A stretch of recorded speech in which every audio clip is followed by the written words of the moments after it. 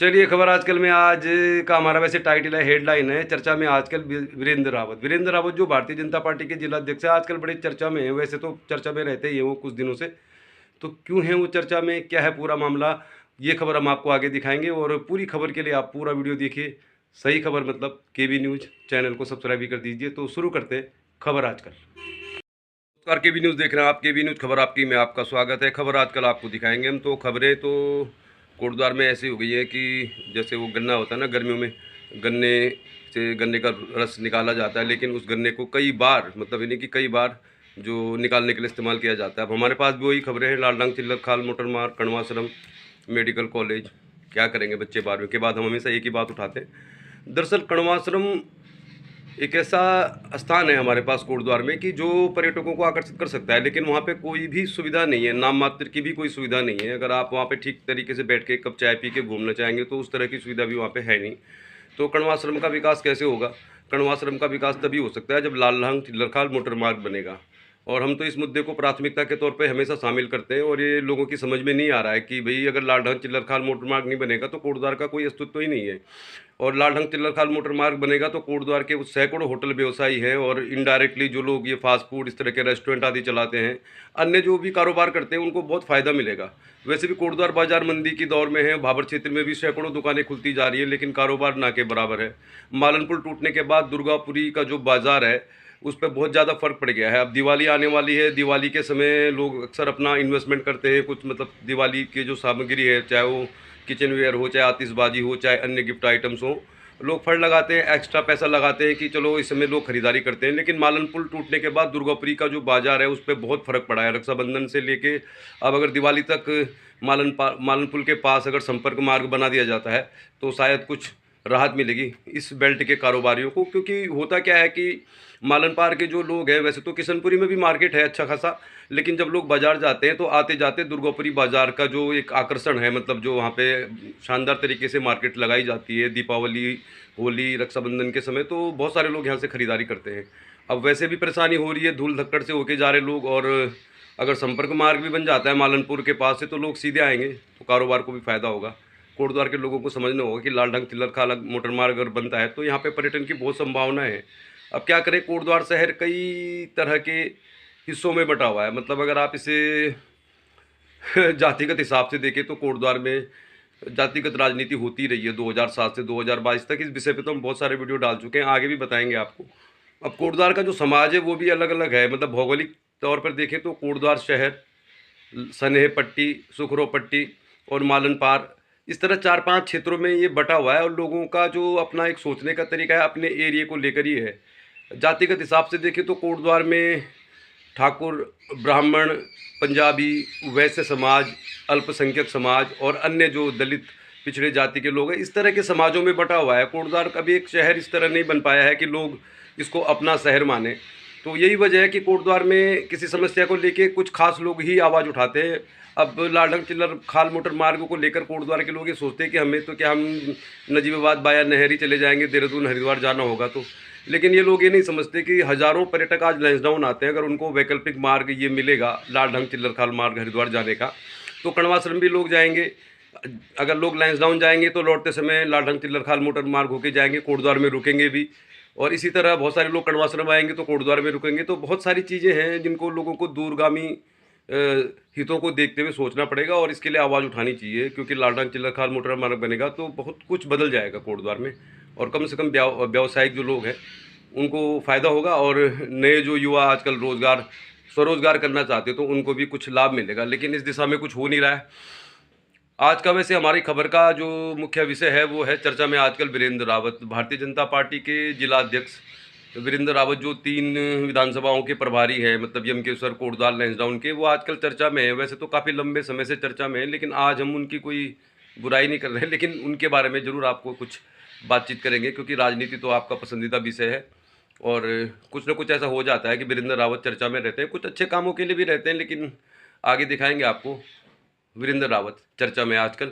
फिलहाल एक अच्छी खबर ये आई है कि कण्वाश्रम से जो महाबगढ़ का एक रास्ता है, महाबगढ़ मंदिर जाने का जो पैदल का रास्ता है, उसको एक मतलब उत्तराखंड के बेस्ट ट्रैक रूट में कन्वर्ट किया जाएगा, ऐसी खबर आई है। उम्मीद करते हैं इस खबर को अमली जामा पहनाया जाएगा, क्योंकि खबर तो ये भी आई थी कि कड़वाश्रम महुआ कोट का जो संपर्क मार्ग है उसको वन विभाग से पीडब्ल्यूडी में ट्रांसफ़र कर दिया गया है और इसमें बहुत जल्दी काम होगा।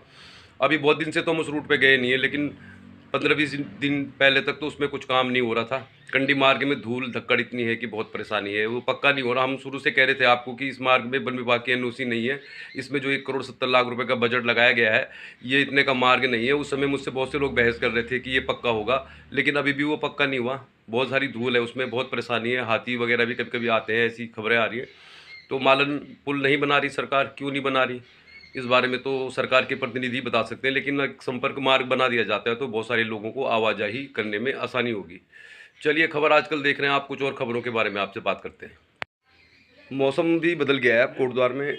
अन्य सालों के मुकाबले इस साल जो है ठंड थोड़ा जल्दी शुरू हो गई है। यानी कि अगर आप कोटद्वार भाबर में सुबह के वक्त या शाम के वक्त टू व्हीलर से आएंगे जाएंगे तो आपको ठंड का एहसास होगा। अब हम लोग को भी कहीं ना कहीं वीडियो बनाने जाना ही पड़ता है, मालूम नहीं चलता शाम को कब तक आएंगे, इसलिए मौसम का भी बदलाव है। बुखार अभी भी लोगों को आ ही रहा है, मतलब जो इस बार फीवर है वो वायरल में कन्वर्ट हो गया, बहुत सारे लोग बीमार हैं और मुश्किल ही है। मतलब कोटद्वार में लोग सावधानी रखें। और बुखार इस तरह से हो रहा है लोगों को कि पूरा मतलब बदन दर्द हो रहा है, कमजोरी आ रही है, भूख नहीं लग रही है। हालांकि ठीक हो जा रहे हैं लोग, ऐसा भी नहीं है कि बहुत ज़्यादा परेशानी है, लेकिन कुल मिला के इस बार कोटद्वार में फीवर भी बहुत तेज़ी से फैल रहा है और लोग इससे बहुत बुरी तरह से ग्रसित हैं। स्वास्थ्य सेवाएं तो आपको मालूम ही है क्या है कोटद्वार में। अब आतिशबाजी की बात करें, दीपावली का मौसम आ रहा है तो पटाखे की दुकानें भी लगती हैं। अब सरकार ने कहा है कि जो पटाखे लगेंगे वो सीतापुर और नजीबाबाद रोड में लगेंगे, कोटद्वार में ही लगेंगे मतलब।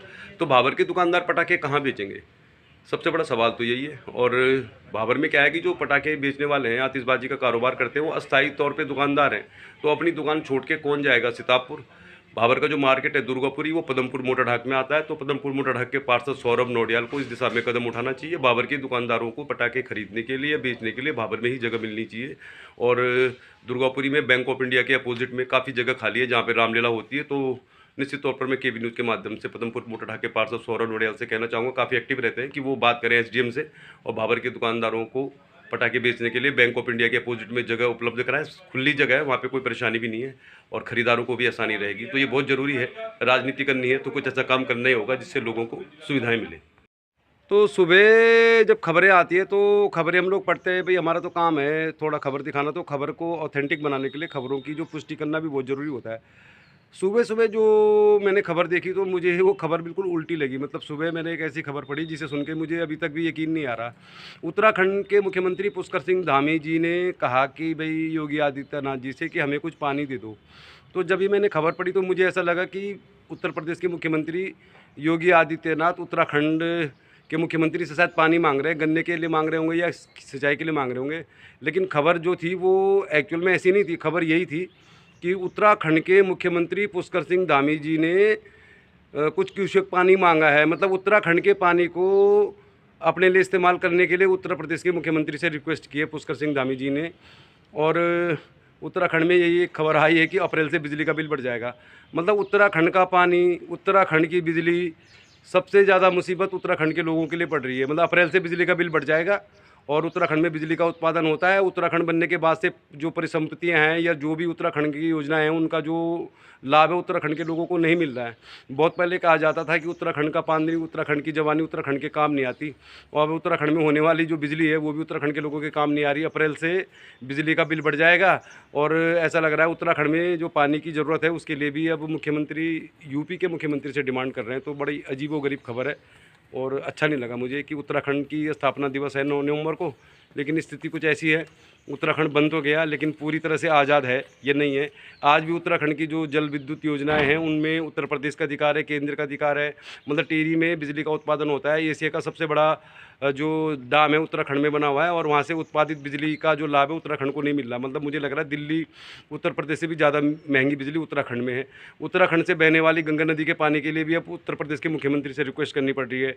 तो ये जो चीज़ें हैं इनको देख के मन बड़ा व्यथित होता है और ऐसी खबरें देख के लगता भी नहीं कि हम उत्तराखंड में वास्तविक रूप से भी आज़ाद है। 9 नवंबर को स्थापना दिवस है तो क्या उत्तराखंड जिन चीज़ों के लिए मांगा गया था वो हो रही है या नहीं हो रही है। आप लोग कितने जागरूक है ये आपका सब्जेक्ट है और उम्मीद करते हैं थोड़ा जागरूकता बहुत ज़रूरी है। चलिए फिर खबर आजकल चर्चा में है। वीरेंद्र रावत बीजेपी के जिलाध्यक्ष हैं। मतलब कहने का ये है कि कोटद्वार यमकेश्वर लैंसडाउन के विधानसभा प्रभारी है। बहुत लंबे समय से हम उनके बारे में खबरें दिखाते रहते हैं, वो चर्चा में रहते हैं। तो चलिए फिर हमारी खास रिपोर्ट वीरेंद्र रावत को लेकर ही है। अब वीरेंद्र रावत जिलाध्यक्ष तो हैं, लेकिन कोटद्वार के बड़े बड़े कार्यक्रम जो होते हैं पार्टी के, जैसे प्रोटोकॉल होता है कि जिलाध्यक्ष का रहना जरूरी होता है, मतलब नगर अध्यक्ष का भी रहना जरूरी होता है। तो 3 विधानसभाओं के जिलाध्यक्ष वीरेंद्र रावत की भारतीय जनता पार्टी सरकार के जो कार्यक्रम होते हैं उनमें क्या स्थिति है, उसको लेकर हम बहुत पहले खबर डाल चुके हैं। और ये इनडायरेक्टली खबर थोड़ा बहुत आप मान के चलिए, अब हम खबर जरा बिंदास दिखाते हैं, जातिवाद से भी जुड़ी हुई है। तो वीरेंद्र रावत आजकल चर्चा में है, इसी के साथ खबर को भी ख़त्म कर रहे हैं। कल फिर आपके साथ किसी और खबर के साथ मुखातिब होंगे, तो बने रहिए केबी न्यूज़ के साथ। देखिए आगे चर्चा में वीरेंद्र रावत, आजकल जिलाध्यक्ष बीजेपी। तो करवा चौथ का त्यौहार भी आज मनाया जा रहा है। मतलब आज महिलाएं अपने पति की लंबी आयु को लेकर, उनकी सुख समृद्धि खुशहाली को लेकर व्रत रखती हैं। महिलाएं सुबह से शाम तक भूखी प्यासी अपने पति की लंबी उम्र की कामना करते हैं। अब इसको लेकर तो हम कुछ नहीं कहेंगे, अच्छा है। महिलाओं का जो ये त्यौहार होता है पति की मतलब लंबी आयु के लिए होता है। अब चाँद समय पे निकल जाए ये ज़्यादा बेहतर है, क्योंकि व्रत का काफ़ी लंबा समय हो जाता है। और हम तो सभी पतियों को यही कहेंगे कि भाई ड्रीम इलेवन खेलने में बिजी न रहें आप, समय पे घर पहुंच जाएं। और चांद कभी भी आ सकता है, और इसलिए बेहतर है कि कम से कम एक दिन अपनी पत्नियों के लिए समय निकालें। अच्छा है त्यौहार, करवा चौथ मनाती हैं महिलाएं, तैयारी चल रही है। चलिए फिर केबी न्यूज़ में दिखा रहे हैं हम आपको खबर शाम तक। तो करवा चौथ है आज। कुछ साल पहले तक करवा चौथ को कोई जानता भी नहीं था, लेकिन अब पूरे उत्तराखंड में करवा चौथ का त्यौहार मनाया जाता है। यानी कि जो महिलाएं हैं अपने पति की लंबी आयु को लेके व्रत रखती हैं और चांद निकलने पर ही भोजन करती हैं। लेकिन बहुत लंबा होता है इसमें प्रक्रिया, और महिलाओं के लिए ये एक पूरे शाम तक व्रत रखना, फिर चांद का इंतज़ार करना, एक काफ़ी ऐसी प्रक्रिया होती है जिसमें थोड़ा परेशानी भी होती है। लेकिन अब करवा चौथ का त्यौहार मनाया जाने लगा है उत्तराखंड में, और उत्तराखंड की दुकानों में आप देखेंगे तो करवा चौथ के लिए बहुत सारी महिलाएं श्रृंगार भी करती हैं, बहुत सारे उपहार भी पति देते हैं, और महिलाएं पूरा श्रृंगार करके व्रत रखती हैं, शाम को चांद के निकलने का इंतज़ार करती हैं। तो करवा चौथ का त्यौहार पहले उत्तराखंड में मनाया नहीं जाता था, लेकिन अब ये मतलब नवरात्रि के बाद दिवाली से पहले का सबसे बड़ा त्यौहार है, और आज करवा चौथ मनाया जाएगा। और हम तो यही चाहते हैं कि चांद समय पे निकल जाए। तो जो महिलाएं सुबह से भूखी रहती हैं, मतलब कुछ भी नहीं खाती हैं, व्रत आदि रखती हैं अपने पतियों के लिए, तो उनको समय पे अगर चांद निकल जाता है तो उनको भी मौका मिलता है। तो करवा चौथ का त्यौहार अब मनाया जा रहा है पूरे उत्तराखंड में।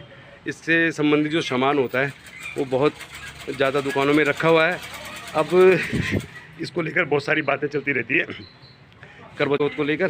तो पुरुषों के लिए भी एक मतलब ये रहता है कि चलो चांद निकलने से पहले घर चले जाएं, और चांद निकलते ही पत्नी को कुछ खिला के इसका मतलब उद्यापन कर दें। तो फिलहाल तैयारी चल रही है पूरे उत्तराखंड में, करवा चौथ की तैयारी चल रही है। करवा चौथ को लेकर महिलाओं में बहुत उत्साह है। अब उपहार आदि देने की बात जहाँ तक आती है तो उसमें थोड़ा सा आजकल के हिसाब से देखें तो थोड़ा मुश्किलें हो जाती हैं, पर फिलहाल करवा चौथ की तैयारी कर रही है महिलाएं। सामान जो है करवा चौथ से संबंधित दुकानों में रखा हुआ है, और ये वैसे अच्छा ही त्यौहार है। और भारत में क्या है कि इस तरह की परंपराएं बहुत लंबे समय से चल रही हैं। तो पति की लंबी आयु को लेकर, उसके अच्छे जीवन को लेकर महिलाएं व्रत रखती हैं, और नवरात्रि के व्रत खत्म होने के बाद ये नया जो त्यौहार है करवा चौथ, इसकी तैयारी चल रही है पूरे उत्तराखंड में। कोटद्वार भाबर में भी उम्मीद करते हैं कि चांद जो है समय पे निकल जाएगा, तो ज़्यादा दिक्कत नहीं आएगी। सभी महिलाओं को करवा चौथ की ढेर सारी शुभकामनाएं।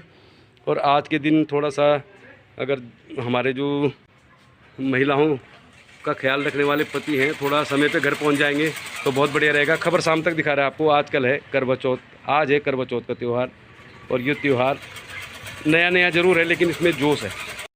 तो कहने को तो वीरेंद्र रावत जो हैं बीजेपी के जिलाध्यक्ष हैं, और बीजेपी के जिलाध्यक्ष के तौर पे संगठन से जुड़े हुए लोगों को आम लोग ज़्यादा जानते नहीं, लेकिन राजनीति में सक्रिय लोग जानते हैं। केबी न्यूज़ का ये मानना है कि आगामी मेयर के चुनाव में वीरेंद्र रावत भी एक दावेदार है, क्योंकि बीजेपी में वो प्रदेश महामंत्री रहे, युवा मोर्चे के जिलाध्यक्ष रहे, यमकेश्वर के विधानसभा प्रसारी रहे, और यमकेश्वर से जीती है बीजेपी। कोटद्वार में वो जिलाध्यक्ष है, मतलब कि 3 विधानसभाओं के जिलाध्यक्ष हैं। लेकिन कोटद्वार में जो राजनीति होती है, राजनीति की जो खिचड़ी बन रही है, उसको लेकर हम बहुत सारे वीडियो आपको डाल चुके हैं, किस तरह की जातिवादी राजनीति का शिकार हो गया कोटद्वार का विकास। तो ये खबर पूरी तरह सही है, हमें तो अच्छा भी नहीं लगता बार बार ऐसा बोलना, लेकिन जो है वही दिखाते हैं हम, क्योंकि खबर सही हम आपको सिर्फ दिखाते रहते हैं। चलिए फिर बात क्या कर रहे हैं हम।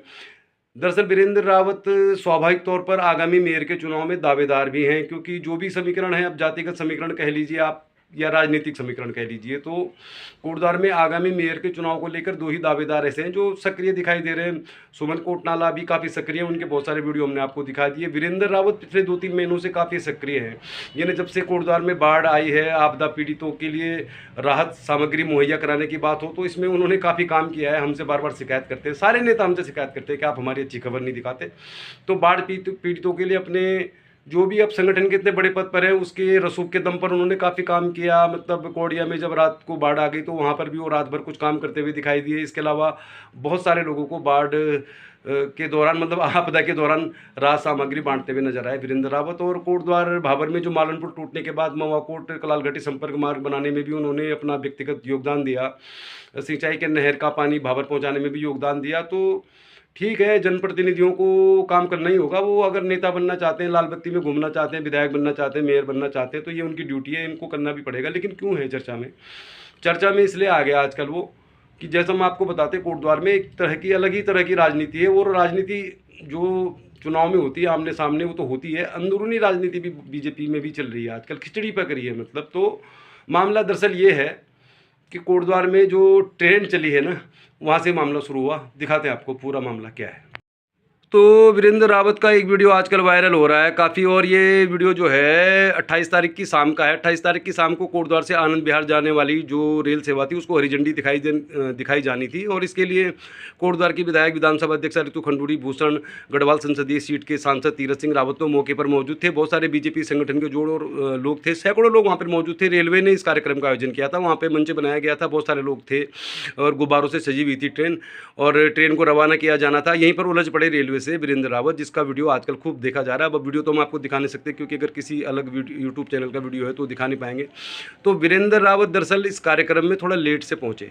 जो रेल सेवा जारी की गई थी देर से पहुंचे, और जब उन्होंने मंच देखा तो मंच में लगभग सारी सीटें फुल थी। मतलब जिलाध्यक्ष के लिए कोई सीट आरक्षित नहीं थी, खाली नहीं थी। तो उन्होंने मंच पे जाना उचित नहीं समझा, क्योंकि अगर वो मंच पे जाते तो बतौर जिलाध्यक्ष उनको एक फ्रंट की सीट मिलनी चाहिए थी जहाँ पे बैठने की व्यवस्था होती। जो प्रोटोकॉल भी होता है जब कोई भी सरकारी कार्यक्रम होता है, तो संगठन का जो अध्यक्ष होता है, वो चाहे कोटद्वार शहर का हो, जिले का हो, तो उसके लिए एक सीट होती है और उसको बाकायदा एक विशेष सम्मान दिया जाता है। तो जब वीरेंद्र रावत को लगा कि मंच पे जगह नहीं है खाली, तो वो रेलवे के जो अधिकारी थे जिन्होंने इस कार्यक्रम का आयोजन किया था उन पे भड़क उठे और यहीं से मामला तूल पकड़ता नजर आया। अब इस पूरे कार्यक्रम को जो राज्यसभा सांसद हैं अनिल बलूनी वो भी देख रहे थे, और इसके अलावा पुष्कर सिंह धामी भी बात कर रहे थे वर्चुअली। तो ये मामला बिल्कुल बाहरी तौर पे लोगों को मालूम नहीं चला, लेकिन इसका जब वीडियो वायरल होने लगा तो इसमें साफ दिखाई दिया कि वीरेंद्र रावत को तवज्जो नहीं दी जाती कोटद्वार के सरकारी कार्यक्रमों में। मतलब बीजेपी के अंदर भी कुछ इस तरह की खिचड़ी बन रही है कि बीजेपी के जिलाध्यक्ष तो वीरेंद्र रावत हैं, लेकिन जब भी कोई सरकारी कार्यक्रम होता है, तो यानी कि राजनीतिक कार्यक्रम होता है, तो संगठन के इतने बड़े पद पर बैठे व्यक्ति को तवज्जो नहीं दी जाती। और वीरेंद्र रावत इसी से खासे खफा नजर आए, भड़क उठे, और इस कार्यक्रम को जो देख रहे थे लोग जरूर उनकी नज़र आई। तो वीरेंद्र रावत चर्चा में है, उम्मीदवार तो हैं, लेकिन रास्ता बहुत मुश्किल है उनके लिए। देखते रहिए केबी न्यूज़, खबर आपकी।